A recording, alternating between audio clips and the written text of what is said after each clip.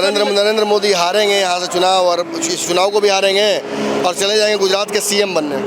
तो लगा जो लेफ्ट या विपक्ष के हैं बनारस में हमको विलुप्त सा दिखा। क्या नरेंद्र मोदी आ रहे हैं इस बार वापस? वहाँ का यूपी का गठबंधन कुछ ज़्यादा मजबूत दिख रहा है। ये आपको 4 तारीख को उसका दिखेगा सर। भी राहुल गांधी जी देख रहे होंगे कि अपनी दादी का गरीबी हटाओ वाला नारे पर ही अभी भी टिके हुए हैं। बनारस ही नहीं, पूरे भारत का और यहाँ तक कि विश्व का भी माहौल जो है वो मोदीमय ही है। आप G20 सम्मेलन देख रहे हों या फिर कोई अन्य आयोजन, जो कि काशी को वैश्विक पटल पर स्थापित करने का काम प्रधानमंत्री नरेंद्र मोदी जी ने किया है।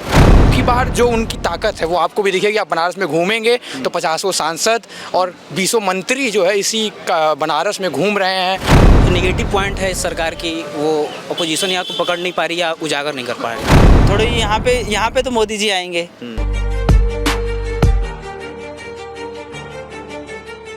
नमस्कार दर्शकों, भारत लाइव देख रहे हैं आप। लगातार चुनावी यात्रा हमारी अब अंतिम फेज में आ चुकी है। 7 चरणों का एक बहुत विशाल चुनाव समाप्त होने जा रहा है। कल वोटिंग के साथ साथ ये तय हो जाएगा कि मतपत्र जो ईवीएम है उसमें मत किसके हक में कैद हो रहे हैं। 4 तारीख को फैसला है, लेकिन उससे पहले एक आखिरी लड़ाई तो बाकी है ना। 1 तारीख को एक महत्वपूर्ण चुनाव है, 7वें चरण, देश के प्रधानमंत्री का 7वें चरण का चुनाव। लगभग सारे शहरी क्षेत्रों में चुनाव है। पटना से लेकर सासाराम, बक्सर, ये सारे काराकाट इलाकों में जहाँ पे कई सीटें हॉट सीट हैं। हमने सब सीटों की आपको जो मुँह जबानी है कहानी वो सुनाई, दर्शकों से बात कराई, अपनी बातें बताई, किस तरह वोट बैठेगा ये सब कुछ बताया। लेकिन इस लड़ाई में केवल ये एक प्रत्याशी ही नहीं है, बल्कि एक मज़ेदार बात यह है कि कप्तान भी इस लड़ाई में शामिल है। यानी एनडीए की तरफ से इस देश के प्रधानमंत्री जो हैं नरेंद्र मोदी, वो भी चुनाव लड़ते हैं। वो बक्सर के बगल में जो मिनी काशी कहा था उसके बगल में असली काशी जो है वहाँ से चुनाव लड़ते हैं। बनारस से, बक्सर से होते हुए बनारस पहुँच गए हैं, आपको पता है। बनारस में इस वक्त हम मौजूद हैं। आपको मुँह ज़बानी बताना चाहते हैं कि यहाँ के लोगों के मन में क्या चल रहा है। मोदी जा रहे हैं, कहाँ जा रहे हैं, किस जगह जा रहे हैं, कौन भेज रहा है, किन परिस्थितियों में भेजा जा रहा है, किस कारण से भेजा जा रहा है। क्योंकि बार बार नरेंद्र मोदी को लेकर नैरेटिव एक चल रहा है कि वो उनको ये आखिरी चुनाव है, इसमें हारेंगे, यहाँ एनडीए का बहुमत नहीं आएगा। भाजपा प्रयास करके भी 400 पार क्या 250 नहीं पहुँच पाएगी। पहले तो यही जान लेते हैं कि क्या सच है, ऐसा क्या? मुझे सबसे बड़ी बात यह है कि इस बार के चुनाव में जो लोग विश्लेषण करता है वो फर्स्ट पेज में कुछ और करते हैं, तीसरे पेज में कुछ और करते हैं, अपनी ही बात को पलट देते हैं, हर दिन पलट रहे हैं। और 7वें पेज में आकर तो जो पहले पेज में थे वही तीसरा पेज में नहीं हुआ, तीसरा में जो था वो 5वें में नहीं हुआ, और 7वें में तो एक तरह से कहें जो आधा बट गया है। आधा लोग कह रहे हैं जो एनडीए की सरकार आ रही है, आधे लोग कह रहे हैं एनडीए की सरकार नहीं आ रही है। अच्छा, और एक अगर सिंपल सवाल पूछूं, क्या नरेंद्र मोदी आ रहे हैं इस बार वापस? हम लोग जो घूमे हैं पूरे बिहार में और बनारस में, अभी हम लोग हैं बनारस में भी घूमे हैं। बनारस में हम लोग BHU में घूमे, लोगों के बीच में गए, मार्केट में गए, तो नरेंद्र मोदी को तो लोग आते हुए देख रहे हैं। एक और बड़ा सवाल यह है कि मोदी इतने बड़े चेहरे हैं कि वो तो बनारस से जीत ही जाएंगे, ऐसा माना जाता है। हम पूछेंगे लोगों से। लेकिन मोदी अगर देश भर में एक बड़ा जो बनारस से जीत जाए, अपनी कुर्सी बचा ले, विराट कोहली बहुत अच्छा खेले, सेंचुरी मार दे, टीम नहीं जीते तो? हाँ, ये बात तो है। ये तो बहुत रिमार्केबल क्वेश्चन है। अगर वो विराट कोहली 200 रन मार दें और टीम हार जाए तो ऐसी स्थिति में अभी संशय है, क्योंकि इनके लगभग सभी सीट, इस बार यूपी बिहार लड़ाई बड़ी क्लोज है, बहुत ही क्लोज है। वही ना बोले, इस बार जो विश्लेषणकर्ता जो है, जो एनालिसिस करते हैं, वो भी संशय की स्थिति में है। तो किसको हम पहले राउंड में जिताए थे, वही आदमी की सूचना जब आ रही है 7वें राउंड में तो वो हारता हुआ दिख रहा है जी। तो वैसी स्थिति में जब वो छन के बात आती हैं, वैसे कहिए जो मीडिया भी कई भाग में बटा हुआ है। एक को लोग कहते हैं गोदी मीडिया, एक को लोग कहते हैं असली मीडिया, एक को कहते हैं इलेक्ट्रॉनिक मीडिया, किसी को कहते हैं प्रिंट मीडिया। तो एक तरह से कहें जो मीडिया भी कई भाग में बटा हुआ है। लेकिन ऐसा हो रहा है क्या कि परसेप्शन कुछ और बनाया गया, परिस्थितियां कुछ और दिख रही हैं? धीरे धीरे चुनाव लगा जब शुरू हुआ कि एनडीए के हाथ से निकलता जा रहा है और धीरे धीरे वापस एनडीए रिकवर करके अपने हाथ में ले ली। हाँ, ये तो है, क्योंकि दिख रहा है, हाँ, हमें दिख रहा है। हाँ, ये चीज़ तो है। जो पहला, दूसरा, तीसरा फेज के बाद एनडीए ने अपने आप को कमबैक किया जी। कमबैक किया, फिर वो मतलब कहें जो एक पेवेलियन में नहीं होता है, काफी जो मेहनत किया है। पेवेलियन में खिलाड़ियों की एक मीटिंग Strategy। होती है, जो स्ट्रेटजी कैसे मैदान में उतरा जाए, कैसे बॉलिंग किया जाए, कैसे फील्डिंग सेट किया सब बदल दिया जाए, है। तो सब उन्होंने बदल दिया है। एक तरह से कहें जो किस एकजुट तरह दिखा इंडिया। मतलब किस तरह बिहार में आपने देखा होगा जो अमित शाह जी की रैली और प्रधानमंत्री मोदी की रैली, लगातार। रोड शो लगातार हो रहे हैं। आपने देखा होगा काराकाट और जहानाबाद। प्रधानमंत्री एकदम बिहारी हो गए थे इस पूरे चुनाव में। हाँ, इस बार तो लगता है जो प्रधानमंत्री पूरा बिहारी हो गए हैं, और लीची भी पहुंच गया है शायद दिल्ली। जी। बिहार का जो शाही अब लीची है। असली सवाल यही खड़ा होता है भैया कि बनारस से हमने जो बातचीत की लोगों से, हमने जो एनालाइज किया, यहाँ प्रबुद्ध लोगों से बातचीत की, बहुत सारे पॉलिटिशियन से बात की, पक्ष विपक्ष के, बहुत लोग कैमरा पे बोलना भी नहीं चाह रहे थे। क्या लगता है आपको? प्रधानमंत्री मोदी इस बार हैट्रिक नहीं मारेंगे, यहाँ से कुछ लोग बोल रहे हैं। नहीं, हैट्रिक तो मारेंगे, क्योंकि उनके सामने जो प्रत्याशी है, ठीक है। हाँ, इस बार बीएसपी ने बहुत कमजोर प्रत्याशी दिया। जी। पिछली बार बीएसपी ने मजबूत प्रत्याशी दिया था, जिस कारण जरा से कमजोर हो गए थे उससे। हाँ तो लेकिन इस बार बीएसपी डिफरेंस बहुत ज़्यादा था। हाँ डिफरेंस ज़्यादा है, लेकिन इस बार डिफरेंस कम होगा, लेकिन हार होगी। हारा जरा की पक्की है। हाँ, हार नजर वैसे प्रियंका भी आई, अखिलेश यादव भी आए, राहुल गांधी भी आए, मतलब तरह तरह से इधर से भी फील्डिंग रही। बिहार के गठबंधन जो महागठबंधन है, उससे अलग यहाँ का महागठबंधन दिख रहा है। यहाँ थोड़ा एकजुट दिख रहा है ज़्यादा। हाँ, ये बात तो है यहाँ की, क्योंकि यहाँ कई बार अखिलेश और राहुल गांधी ने मंच साझा किया, जी। लेकिन यहाँ राहुल और कांग्रेस तेजस्वी का भी पूरा रहा है, हाँ, कांग्रेस का गढ़ है इसलिए। और यहाँ राहुल और तेजस्वी ने मात्र 2 दिन मंच साझा किया। जी। एक फर्स्ट फेज में, सेकंड फेज में भागलपुर, और एक अंतिम फेज में पटना साहिब और पाटलिपुत्रा। जी। तो इसलिए वहाँ का यूपी का गठबंधन कुछ ज़्यादा मजबूत दिख रहा है, और ये आपको 4 तारीख को उसका दिखेगा सर। चलिए जनता से यूपी पूछ और लें। बिहार। हाँ, चलिए जनता के चलिए जनता के पास चलते हैं, जनता से जानने की कोशिश करते हैं। मैं चाहूँगा भैया इस बार आप ही जनता से बात कीजिए, क्योंकि हमारा तो बिहार भर में कार्य क्षेत्र रहता है। आप तो एक्सपीरियंस पत्रकार हैं, तो आप बनारस में घूमिए इस बार। जैसी आपकी इच्छा, हम ही चलते हैं जनता के पास। प्रधानमंत्री से किस तरह की आशा है? प्रधानमंत्री से आशा है कि देश का विकास हो, प्लस सबको रोज़गार मिले, और जो अभी जो चल रहा है इन दिनों वो सब नॉर्मल हो, ठीक रहे, अच्छा रहे। बाकी और कोई आशा तो क्या, बस हमारा चल रहा है, स्टडी कर रहे हैं, स्टडी कंप्लीट हो गई है। अब सारे लोग अपना जॉब करेंगे, जाएंगे, ढूंढेंगे। जिनको जॉब नहीं मिलेगी वो जॉब ढूंढेंगे, और जिनको मिल चुकी है उनके लिए अच्छी बात है। बाकी कोई 10 साल से प्रधानमंत्री हैं, तो ये हाँ। सब चीज़ें देखने को मिली है। हाँ, देखने को मिली है। जब हम पहली बार प्रधानमंत्री बने थे तो हम उस टाइम 12th में थे, या फिर 10th के आसपास, 11th में थे। तो उस टाइम थोड़ा नॉलेज नहीं थी, हर चीज़ अच्छी लगती थी। आज है, आज कुछ कमियां भी दिखाई देती है, कुछ अच्छाई भी दिखाई देती है।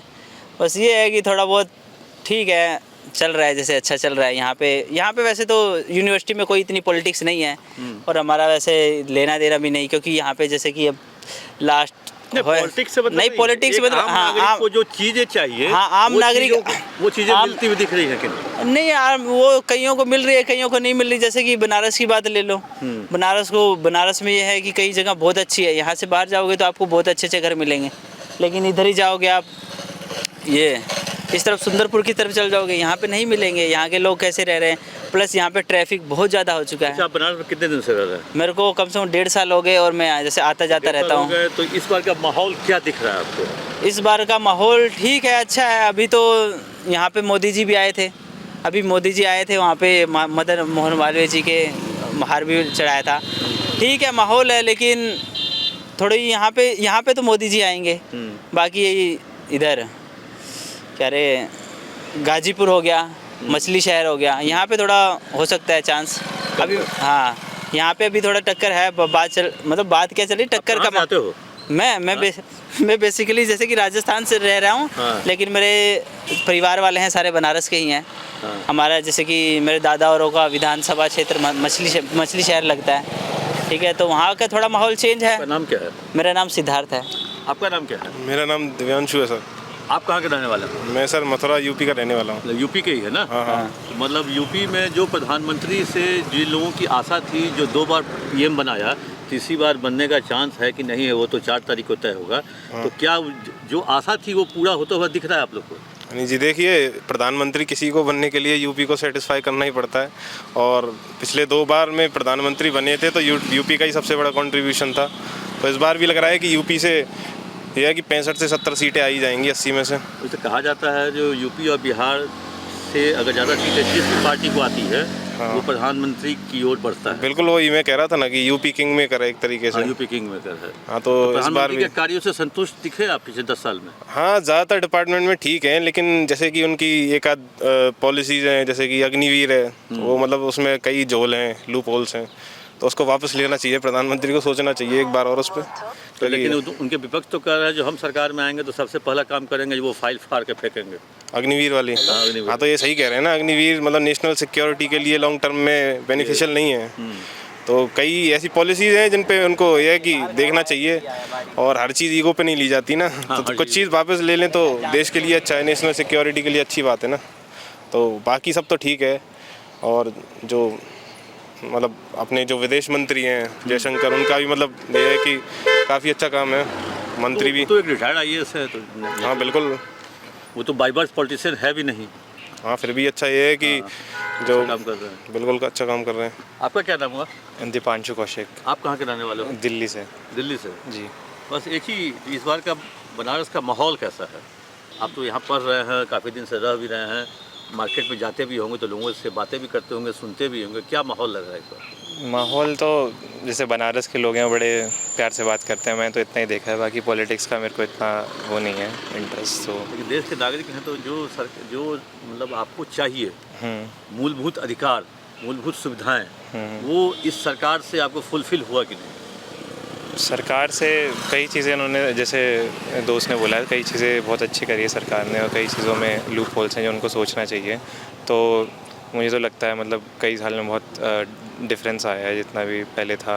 से एक एग्जांपल ले लेंगे हाईवे का या रेलवेज़ का, रोडवेज़ का, मतलब तो रेलवे का, इनमें बहुत डिफरेंस आया पहले को और अभी के। तो कॉमन मैन क्या है, उनको तो यही सब चीज़ें यूज़ करनी होती हैं। मतलब हमको लगता है जो सरकार जो योजनाएं लाती हैं उस पर लगता है पहले स्टडी नहीं करती, रिसर्च नहीं करती है। क्या आपके, क्योंकि आप तो पढ़ लिख रहे हैं, आपको ज़्यादा जानकारी क्या? तो हाँ, कई चीज़ों में ऐसा कह सकते हैं कि सरकार मतलब गलत हुई है कई मामलों में, और बाकी मतलब इम्प्रूवमेंट भी हुई है कई चीज़ों में। तो यही कहना मतलब इस सरकार को रहना चाहिए और 5 साल। हाँ, रहना चाहिए अभी, क्योंकि बेस्ट हमारा जो ऑप्शन है वो यही है। ऑप्शन तो कोई है नहीं अभी। हाँ, मोदी जी हैं बेस्ट ऑप्शन।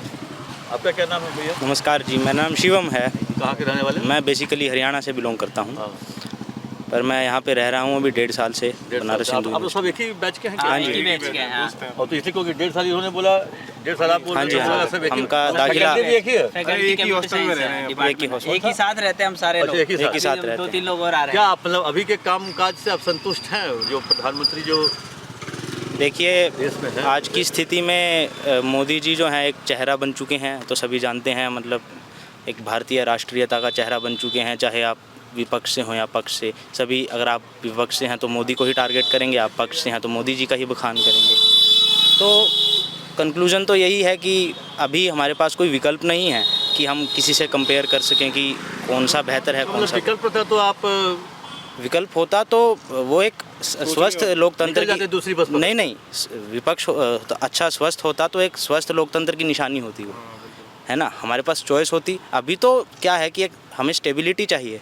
स्टेबिलिटी कौन ला कर देगा? वो 5-6 गठबंधनों का एक साथ समूह कहाँ से? तो काफी सारे गठबंधन। हाँ जी। लेकिन ठीक है, इसमें पर बीजेपी एक बड़ी पार्टी। मोदी जी एक मतलब जड़ बनकर खड़े हैं कि हाँ मैं ही हूँ, लोगों को एक एश्योरेंस दे रहे हैं, तभी मोदी की गारंटी वो लोग अपना स्लोगन लेकर आए हैं। मतलब काम हो चाहे नहीं हो, पेट भरे चाहे नहीं भरे, राम मंदिर बनता रहना चाहिए। अरे ऐसी बात भी नहीं है, लोगों की आस्था एक बात है। मैं एक बात कहना चाहूँगा कि सब काम अपनी जगह होते हैं। मंदिर अपनी जगह बनेगा, अस्पताल अपनी जगह बनेंगे।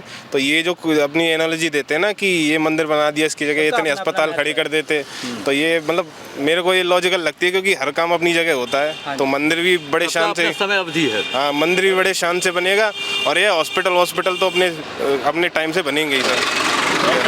के खिलाफ जो मतलब बोल रहे थे कि हॉस्पिटल बनवाओ, स्कूल बनवाओ, तो जो सुप्रीम कोर्ट था उन्होंने दूसरी जगह भी तो अलॉट करी है। अगर उन लोगों का यही मानना है तो वहाँ पे भी वो चाहे तो बनवा सकते हैं ये चीज़ों का जो है, लेकिन वो नहीं बनवाएंगे, वो बस कहने के लिए ये चीज़ें रहती। क्या बोल रहे हैं? आलोचना हो तो किसी बात की तर्क संगत हो, ऐसे नहीं कि भाई मंदिर है तो यहाँ हॉस्पिटल होना चाहिए था, या इस तरह से। सबका अपना अपना महत्व है। सबका अपना अपना तर्क है, बिल्कुल। सबकी अपनी अपनी सोच है। नमस्कार सर, मैं तुषार, मैं गाजियाबाद का रहने वाला। गाजियाबाद। अच्छा, सर गाजियाबाद। जैसा कि आपका पहला क्वेश्चन था, आपने पूछा कि हाँ मोदी जी की लहर है नहीं ये बनारस में। सर देखिए, बनारस में पिछले जो 1 महीने से देखा जा रहा है, मोदी जी ने 2 बार चक्कर लगाया है। इधर मोदी जी की सीधी सीधी लहर दिखाई पड़ती है। जैसा कि पिछले 10 साल से मोदी जी यहाँ से सीट लेकर गए हैं, आने वाले 5 साल में भी मोदी जी यहाँ से सीट लेकर जाएंगे, इसमें कोई डाउट नहीं। लोगों में संतुष्टि है यहाँ पे, मतलब उनके काम काज से लोग हाँ, संतुष्ट हैं। लोग यहाँ बनारस के लोग काफ़ी खुश हैं। बनारस के लोग बनारस में मोदी जी डेवलपमेंट से हुआ है। तो बिल्कुल, क्या तो 1.5 साल से, बिल्कुल 1.5 साल पहले जो बनारस में नो डाउट डेवलपमेंट हुआ है। हुआ अब डेवलपमेंट, आने वाले सड़कें, बिजली, हाँ, सब कुछ। बिल्कुल आने वाले टाइम में भी अब मोदी जी ने यहाँ केबल कार चलवाने वाले हैं, तो मेट्रो को भी प्रोजेक्ट पास किया जा रहा है, ऐसा सुनने में आ रहा है 2027 के आसपास। बाकी यहाँ तो एक तरफा सीट आएगी मोदी जी की, नो डाउट। हाँ, ये बात तो सही है। जो बनारस बाकी जो यहाँ, ठीक है, वो हाँ। बनारस मंदिर के कारण यहाँ लोग आते थे, लेकिन इस बार मोदी जी के 2 बार जीतने से मतलब विश्व के मानचित्र पे बनारस का नाम हुआ है। क्या ये मानते हैं इस बात? बिल्कुल हुआ है। यहाँ क्या माहौल है? अब तो आपका लगता है 4 साल हो गया है। हाँ, लगभग 4 साल हो गया। हाँ, माहौल तो ऐसा है कि आप चुनाव में देखेंगे कि माहौल परिवर्तन तो है। जैसे कि जो ऐसा रहता था, एक तरफा चुनाव रहता था, मोदी जी जीत रहे होते थे, ऐसा वो नहीं। और अब की बार जो उनकी ताकत है वो आपको भी दिखेगी। आप बनारस में घूमेंगे तो 50 सांसद और 20 मंत्री जो है इसी बनारस में घूम रहे हैं। अलग अलग क्षेत्र के अलग अलग समुदाय को, अलग अलग समुदाय के रिप्रेजेंटेटिव अलग अलग समुदाय को इन्फ्लुएंस कर रहे हैं कि आप इनको वोट दीजिए। तो ये सब दर्शा रहा है कि मोदी जी के अंदर वो जो डर है, जो अब की बार जनता उनको दिखाना चाहती है, वो दिख रहा है। लेकिन अब आप इतनी ताकत झोंकें, इतनी मंत्री हैं, तो हो सकता है परिणाम में परिवर्तन ना हो, लेकिन हम तो उम्मीद यही करेंगे परिणाम परिवर्तन होना चाहिए। लेकिन इनको जो इनकी मेहनत है वो ये बता रही है कि इनको डर है। यानी इस बार जीत का, अगर जीतेंगे भी तो बहुत ज़्यादा मार्जिन से नहीं, बहुत नहीं, 1000 के वोट से नहीं। हाँ, हो सकता है जो 4 लाख पिछली बार इनका जो मार्जिन था वो तो नहीं होगा, वो कतई नहीं होगा। 4 लाख तो कतई नहीं होगा। अभी इसी कैंपस में जी पढ़ते हैं? जी। कौन से ईयर में? मैं MA द्वितीय वर्ष का छात्र हूँ। लगातार यहीं पर हैं आप? जी, यहीं पढ़ा। तब तो लगातार हमको होता है लगभग 7-8 साल से मैं यहीं पे हूँ। 7-8 साल से जी। और उतने ही साल से लगभग प्रधानमंत्री मोदी भी यहाँ सांसद जी, हैं। बिल्कुल बिल्कुल आपने है। नज़दीक से देखा यहाँ के सांसदी को, क्षेत्र को, कुछ बदलाव दिखा आपको? बहुत ही तेज़ी से वाराणसी का विकास हुआ है 5 से 7 सालों में। और हम कह सकते हैं कि अंतर्राष्ट्रीय स्तर पे कई नेता भी यहाँ पे, जैसे फ्रांस के राष्ट्रपति हुए, चाहे बाकी सब राष्ट्रपति हुए, यहाँ पे घूम के चले गए। मतलब एक तरह से जब भी प्रधानमंत्री का दौरा होता था तो कुछ ना कुछ विकास या कई हज़ार करोड़ के मामले, अंतर्राष्ट्रीय स्टेडियम हो गए, यहाँ अस्पताल जो 100 बेडों का MCH बिल्डिंग बन गया। मतलब BHU के सहयोग से ही कई अस्पताल BHU में बने। और इसके अलावा शिक्षा के क्षेत्र में थोड़ा सा, मतलब कई सरकारें होती हैं, ये तो शिक्षा का मतलब अगर हम भारत की शिक्षा व्यवस्था देखें तो शुरुआत से ही ऐसी लचर व्यवस्था है। थोड़ा सा इस पे काम करना है इनको। और बाकी इंफ्रास्ट्रक्चर, रोड, ट्रांसपोर्ट, बाकी सारी सर्विसेज, बाकी सारी चीज़ों में बहुत अच्छा काम किया गया है। तो परिणाम अच्छे ही होंगे, उनके फेवर में होंगे। संतुष्ट हैं आप? जी बिल्कुल। एक छात्रों में बहुत आक्रोश है अग्निवीर योजना को लेकर। जी, अभी आप ही के कैंपस में किसी दूसरे चौक पे हम बात कर रहे थे, तो अग्निवीर योजना जो सरकार लागू की है, ये यंग जनरेशन को एक चौपट कर देगी। इसके बारे में क्या ये कुछ भी व्यवस्थाएं बनती हैं तो मतलब संसद का और बाकी सारे जो सांसद रिप्रेजेंटेटिव है, सबका एक सहयोग से संवैधानिक संशोधन होते हैं। और बड़े स्तर के जो अधिकारी होते हैं, अधिकारीगण होते हैं, उनके मीटिंग के हेल्प से और ये सारी चीज़ें देखी जाती हैं कि देश में बेरोजगारी है तो उसको कम करने के लिए क्या होना चाहिए। जिस जगह पे 10 लोगों को रोज़गार मिलता था, अगर 20 लोगों को मिल जाए, 50 लोगों को मिल जाए, 50 लोगों का कल्याण हो जाए, कुछ ही मिले, मतलब 10 परमानेंट ना हो के 50 अगर टेम्परेरी हो जाए। अग्निवीर योजना से संतुष्ट पूरी तरह नहीं हो सकते हैं, लेकिन हाँ, जहाँ पे 10 लोगों को मिलता था, अगर 50 लोगों को मिल रहा है, थोड़ा थोड़ा ही मिल रहा है, तो ये एक कहा जा सकता है कि सरकार एक ऐसी, आधी गिलास खाली है, आधी भरी हुई है। हाँ, तो आधी गिलास भरी है, ये हम सोचेंगे, पॉजिटिव सोच सकते हैं। अच्छा, मतलब आप खाली पर ध्यान नहीं दे रहे हैं, आप भरी हुई गिलास पर ध्यान दे रहे हैं? नहीं, हर एक चीज़ की जितनी भी चीज़ें होती हैं, अगर कोई बड़े स्तर के अधिकारीगण मिल के निर्णय लेते हैं तो कुछ ना कुछ पॉजिटिव होता ही है उसमें। हम ये यहाँ पे बैठ के ये तो वही बात हुई ना, आपने एक कविता कहानी पढ़ी होगी, अंधेर नगरी चौपट राजा। तो अगर राजा है, राजा पद पे बैठा है, वो कुछ भी डिसीजन लेगा तो अच्छा होगा, ये ज़रूरी तो है नहीं। ये तो हमने कहानियाँ के माध्यम छोटे से पढ़ते आए हुए हैं। तो इस बात को मान लेना कि किसी राजा ने फैसला, किसी प्रधानमंत्री या किसी पढ़े लिखे व्यक्ति ने फैसला लिया है तो वो सही होगा, ऐसा तो ज़रूरी है नहीं। और दूसरी बात, जो बेड की बात हुई, यहीं 20 दिन पे अभी आमरण अनशन आज उन्होंने तोड़ा, ओम प्रकाश शंकर जी ने। यहीं जो बिल्डिंग बनी है वो बंद है, ताले में बंद है। आज भी BHU के जो ऐसा बताते हैं, आप स्ट्रेचर पे जाके देख लेंगे, हम यहीं के छात्र हैं, आप देखिए अभी चले जाइए 15-20 लोग आपको स्ट्रेचर पे मिलेंगे जो बाहर बोतल टांग के लोग खड़े होंगे, जिनके परिजन आ रहे हैं। और दूसरी बात, जो रोजगार पे इन्होंने कहा, जो अलग अलग तौर अलग आते हैं, व्यवस्था नई है, जो दौरे पे ये आते हैं। शंकर है डॉक्टर, वो किस समय के नियुक्त हुए हैं और क्या क्या रिलेशन है उनका, ये सब लोग जानते हैं। ठीक है, एक लोकल लेवल के पॉलिटिक्स लोग सुनिए, वो यहाँ पे प्रधानमंत्री और सबसे पहली बात ये जो इन्होंने कहा कि जब वो आते हैं, अरे आप सुन लीजिए, पहले आप बोले हैं तो हम नहीं बोले, तो आप सुन लीजिए। नहीं होता है। तो पहली बात ये है कि जब इन्होंने कहा कि रोजगार पॉलिटिकल एजेंडा डॉक्टर लेके आ जाए, इनको सुन लीजिए, करना चाहिए। ठीक है, कि ये ओम शंकर की बात कर रहे हैं, जो उनके अगर रिलेटिव की बात करें तो उनके रिलेटिव में आते हैं, मान ली लालू प्रसाद यादव जी आते हैं और कई लोग आते हैं। तो हम किसी एक पर्टिकुलर चीज़ को नहीं, वो 2019 से धरना मोड़ पे हैं, कभी गेट पे बैठ जाते हैं, कभी BHU पे बैठ जाते हैं, कभी मतलब एक डॉक्टर की अस्मिता होती है, गरिमा होती है। अगर 100 बेड बंद हैं तो वो क्यों बंद है? अगर वो बनाया है, उस पर ताला लगा हुआ है, तो क्यों लगा हुआ है? ये फर्स्ट है ना, आप किसके रिलेटिव में वो लगाओ। दूसरी बात, उन्होंने कहा कि मोदी जी आते हैं हर बार, तो जो आते हैं तो ये आज इनके साथ फ्रांस के मंत्री आए, ये आए, फ़ायदा हुआ। तो जिसको वो रोज़गार मानते हैं, वो रोज़गार भी बंद हो जाता है। जो वो मानते हैं पकौड़े तलना रोज़गार है। उन्होंने कहा, किसी और लोगों से बात करते हैं, आप संतुष्ट हैं जो बनारस का विकास हो रहा है? क्योंकि आप रहने वाले कहाँ के? मैं रहने वाला सर लखनऊ का हूँ। लखनऊ यूपी के ही हुए हैं, यूपी बनारस सब ज़्यादा दूर थोड़े लखनऊ। मतलब जो प्रधानमंत्री 10 साल से यहाँ रहे, सांसद रहे, 15वें साल के लिए वो फिर खड़े हुए हैं, तीसरे टर्म के लिए। तो वो सर, जैसे मैं जब प्रधानमंत्री साहब पहली बार नॉमिनेट होके आए, जब चुने गए यहाँ से 2014 में, तो उसके अगले ही साल में यहाँ आ गया था। तो अगर आप बनारस की बात करें तो 2014 से पहले का बनारस, 2014 के बाद के बनारस में काफ़ी अंतर है। अंतर इस मामले में है कि मैं आपको बहुत सामान्य, हाँ, बहुत संक्षेप बिंदु बताना चाहूँगा कि घाट वगैरह की व्यवस्था अच्छी हो गई, फिर काशी कॉरिडोर बन गया, उसके बाद सड़कों का विकास अच्छा हो गया, उसके बाद उन्हीं के कार्यकाल में कैंसर अस्पताल का विकास हुआ, उसके बाद बनारस में एक स्टेडियम भी आ गया अंतर्राष्ट्रीय स्तर का। तो बहुत सारे विकास के काम हुए हैं, लेकिन इन सबको बताते हुए मैं ये भी कहना चाहता हूँ कि बनारस का विकास पूर्वांचल का विकास नहीं है सर, ठीक है ना। ऐसे घर में अगर किसी माता पिता के 4 बेटे हैं, अगर एक को ही पढ़ाया जाए तो वो उसे पढ़ाना नहीं करने, कहीं से वो जायज़ नहीं होगा।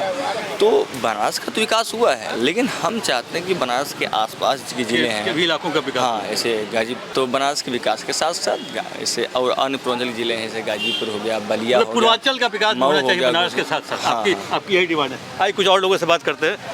मैम, आप कहाँ की रहने वाली हैं? जी, मैं यहीं काशी से। काशी से जी। तो और आप नज़दीक से जानती होंगी यहाँ के लोगों को, यहाँ की मांग को, यहाँ की डिमांड को। मतलब बनारस में प्रधानमंत्री पिछले 10 वर्षों से यहाँ सांसद हैं और अगले 5 वर्षों के लिए उन्होंने फिर नॉमिनेशन किया है। क्या आप उनके पिछले 10 साल के कार्यकाल को किस तरह से देखती हैं? आपने देखिए, ये सर्वविदित है और देश में किसी से नहीं छिपा है। यहाँ तक कि देश ही नहीं, दुनिया से जो भी सेनानी आ रहे हैं उन सभी को पता है कि 10 वर्ष पहले बनारस क्या था और आज काशी किस रूप में जानी जा रही है। आप G20 सम्मेलन देख रहे हों या फिर कोई अन्य आयोजन, जो कि काशी को वैश्विक पटल पर स्थापित करने का काम प्रधानमंत्री नरेंद्र मोदी जी ने किया है। आप यहाँ पर ही देख सकते हैं कि घाटों की स्वच्छता से लेकर के नए घाटों का निर्माण और यहाँ तक कि काशी की जो सकरी गलियों में एक स्थायी जो सड़कें बनी हैं या फिर इंटरलॉकिंग की गई है, वो किस रूप में इस अलौकिक नगरी के सौंदर्य को बढ़ा रही है। सबसे ज़्यादा उठ रहा मुद्दा बेरोजगारी का और महंगाई का। देखिए, बेरोजगारी और ये एक प्रकार का फेक नैरेटिव चलाने का काम बहुत सालों से चल रहा है। ठीक है, आज भी राहुल गांधी जी देख रहे होंगे कि अपनी दादी का गरीबी हटाओ वाला नारे पर ही अभी भी टिके हुए हैं, और जबकि होना जाना कुछ नहीं है। देश आज 5वीं सबसे बड़ी अर्थव्यवस्था बन चुका है वैश्विक स्तर पर, और लेकिन यहाँ पर आज भी वही नारा चल रहा है कि गरीबी हटाओ। तो एक ज़माना था इंदिरा गांधी जी का। को कैसे देखती हैं आप? अग्निवीर के लिए बहुत स्पष्ट साल में ही हटा दिए जाएंगे? नहीं, क्यों हटा दिए जाएंगे? आप अगर कोई भी व्यक्ति 12th पास करके उसके हाथ में एक जॉब रह रही है और 5 वर्षों वो काम करके कम से कम 20-25 लाख रुपए कमा लेता है, वरना एक इंटर पास व्यक्ति कहाँ से 25 लाख रुपए कमा सकता है? और उसके बाद भी आगे ऑप्शन है कि आप कुछ भी कर सकते हैं, पढ़ाई करिए या अन्य रोजगार करिए। आपके पास कम से कम अपना खुद का एक पैसा तो है जिसको आप अपने रोजगार में लगा सकते हैं, या अन्य उससे पढ़ाई भी कर सकते हैं। विदेश जाकर के पढ़ाई करना चाहते हो आप, वो भी कर सकते हैं। अभी बनारस का माहौल मोदीमय है। बिल्कुल, बनारस ही नहीं पूरे भारत का और यहाँ तक कि विश्व का भी माहौल जो है वो मोदीमय ही है। आपका क्या नाम है? मेरा नाम पतंजलि है। पतंजलि जी। आप कहाँ के रहने वाले? यहीं के रहने वाले हैं। तो और आप बढ़िया जानते होंगे। जी। बनारस को जैसा सांसद चाहिए था वैसा मिला पिछले 10 वर्षों में? बिल्कुल मिला। अगले 5 वर्षों के लिए वो कंटिन्यू करेंगे? बिल्कुल करेंगे। मतलब मोदी जी ने पूरा विकास किया है? बिल्कुल किया है। अब जो 2014 के पहले यहाँ आते थे या रहते थे उनसे पूछ लीजिए, वही बता आप पाएंगे। कितने वर्षों से यहाँ रह रहे हैं? मेरा तो जन्म ही यहीं पे हुआ। अच्छा, जन्म ही नहीं हुआ। मैं तो मतलब 2014 से पहले विकास नहीं हुआ था? भाई 2014 के पहले बजाता सीवर की जो है नालियाँ थीं गलियों की जगह, और जो है सीवर वाला पानी आया करता था, लोग वही पिया करते थे। सड़कें नहीं थी, बिजली नहीं थी। आज बोल दीजिए कि विपक्ष लड़ ले पिछले चुनाव सड़क पानी और बिजली के मुद्दे पे आ जाए, नहीं है ना भाई। बिजली 24 घंटा मिल रही है, सड़कें अच्छी हो गई हैं, लॉ एंड ऑर्डर तो कंट्रोल तो मतलब पूरे उत्तर प्रदेश का ही जो है लॉ एंड ऑर्डर पे तो पूरे देश भर में जो है उसकी वाहवाही हो रही है।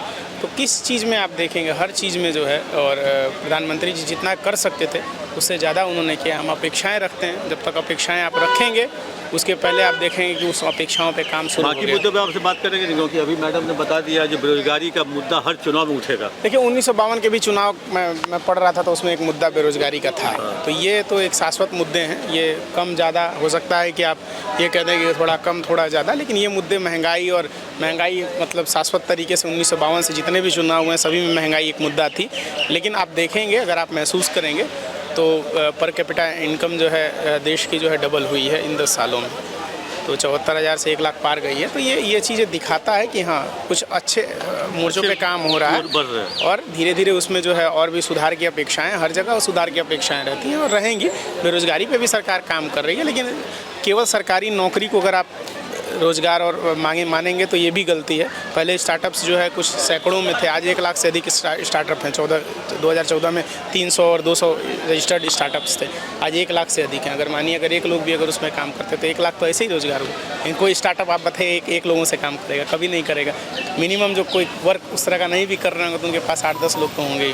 बस तो आप देखेंगे तो अगर व्यापक परिप्रेक्ष्य में आप देखेंगे उन चीज़ों को तो उस पर भी काम हुआ है। हाँ, अब सरकारी नौकरियां नहीं बढ़ सकती, जनसंख्या जरूर बढ़ रही है। आप 2014 की जनसंख्या और 2024 की बढ़ रही है। महंगाई तो देखिए, महंगाई आप सप्लाई का है। देखिए महंगाई कंट्रोल की जा सकती है, महंगाई समाप्त नहीं की जा सकती। क्योंकि अगर आप कह रहे हैं कि जैसे तेल 110 के पार चला गया, 120 मिल रहा है, तो आप ये भी देखिए कि जब वो 60 मिलता था तो किसान को कितना रुपए किलो जो है वो खरीदते थे। 3 किलो में लगभग के आसपास जो है 1 लीटर आता है। अब देखिए कितना जो है पेमेंट हो रहा है। तो उन चीज़ों को आप देखेंगे तो आप देखेंगे कि भाई महंगाई उस मात्रा में भी नहीं बढ़ी है जिस मात्रा में बाकी जो है अपेक्षाएं, या पहले की जो मुद्रास्फीति आप देखेंगे तो जो कांग्रेस शासनकाल में, उससे तो ये कंट्रोल्ड ही व्यवस्था में है। तो महंगाई और बेरोज़गारी एक ऐसी समस्याएं हैं जो कि हमेशा रहेंगी। ये आज की चुनाव नहीं है, आज के 25 साल बाद भी अगर आप आएंगे तो आप इन्हीं मुद्दों पे बात कर रहे होंगे कि बेरोज़गारी और महंगाई पे आप क्या कह रहे हैं। आइए मेरे साथ कुछ और लोग हैं, उनसे भी बात करते हैं। आप कहाँ के रहने वाले? यही बनारस। बनारस का? लोकल बलिया से। लोकल बलिया से। बनारस का अभी क्या माहौल चल रहा है? बनारस का सही है, मोदी जी जीत रहे हैं। जीत रहे हैं, लेकिन मोदी जी ने कुछ काम किया? हाँ, बनारस 2014 से 2024 में बहुत फ़र्क है। तो इनको 29 तक रहना चाहिए। हाँ बिल्कुल। मतलब इनमें कोई नहीं, ऐसा नहीं बोल सकती कि 2014 के बाद 2019 के बाद या अभी गिरावट नहीं है। पहले से बिल्कुल गिरावट है। ऐसा नहीं कि जो 2014 में थे अभी सेम है, लेकिन हाँ गिरावट है बिल्कुल। इसमें शायद बोल सकते कि अपोजिशन जो है वो शायद वीक है, अपना काम नहीं कर रही है या जो भी। लेकिन 2014 में था राम लहर, राम भक्त। 2019 में हुआ देश की एकता। ऐसा कभी नहीं था। इस बार क्या मुद्दा है? मैं वो 2014 का चुनाव गुजरात मॉडल पे जीते शायद, ठीक है। अभी भी शायद हमको नहीं लगता ये चुनाव राम मंदिर पे हो रहा है, अभी नहीं हो रहा है। शायद इस जो निगेटिव पॉइंट है इस सरकार की वो अपोजिशन या तो पकड़ नहीं पा रही या उजागर नहीं कर पा रही। इसका फ़ायदा आपकी नज़र में क्या है? मेरी नज़र में सही नहीं, ऑपोजिशन क्या नहीं पकड़ पा रही है? बहुत सारी वीकनेस हैं, बहुत सारे वीकनेस अग्निवीर हैं। बेरोजगारी है, बेरोजगारी, सबसे बड़ी मुद्दा है। महंगाई है, बोल सकते हैं आप। यही तो मुद्दा पूरे देश में है। लेकिन आप ही के कुछ साथी से बात हो रही थी कैंपस में, कह रहे हैं जो 1952 से जब भी चुनाव आता है सबसे पहला मुद्दा बेरोजगारी लोग हल्ला करते हैं ताकि इस पे लोगों को खींचा जा सके। नहीं हो सकता है शायद मैं 1952 से नहीं हूँ, लेकिन मैं अभी करंट में जो देख रहा हूँ, अभी मैं हुआ हूँ। लेकिन दिक्कत ये भी है कि आप हर परिवार में सारे व्यक्ति को सरकारी नौकरी नहीं दे सकते। ठीक है, पहले से जो जनगणना के हिसाब से जो जनसंख्या है इंडिया की बहुत आगे गई है, तो आप ऐसा सोचेंगे कि हर घर में 40 के आसपास चला, वही 150 भी चला जाएगा, लेकिन आप हर सोचेंगे कि हर घर में आप व्यक्ति को सरकारी नौकरी दे दे, तो ये इम्पॉसिबल है। आप कहाँ के रहने वाले हैं? जी यहीं नहीं, अच्छा आप ही बनारस के पढ़ते इसी कैंपस में? आप BHU के स्टूडेंट हैं जी। तो आप यहाँ के रहने वाले हैं, तब तो आप संतुष्ट होंगे। किससे? अभी के वर्तमान जो सांसद हैं, जो प्रधानमंत्री हमारे देश के हैं, माननीय नरेंद्र मोदी जी, वो आपके 2 बार के सांसद रह चुके हैं, तीसरी बार के लिए वो चुनाव लड़ने आ रहे हैं। परसों शायद वोटिंग भी है, हाँ शायद नहीं, परसों वोटिंग भी। सेटिस्फेक्शन सर एज लेवल पे अलग अलग टारगेट ऑडियंस है ना। हमारा सेटिस्फेक्शन हम एज ए स्टूडेंट हम सेटिस्फाई नहीं है।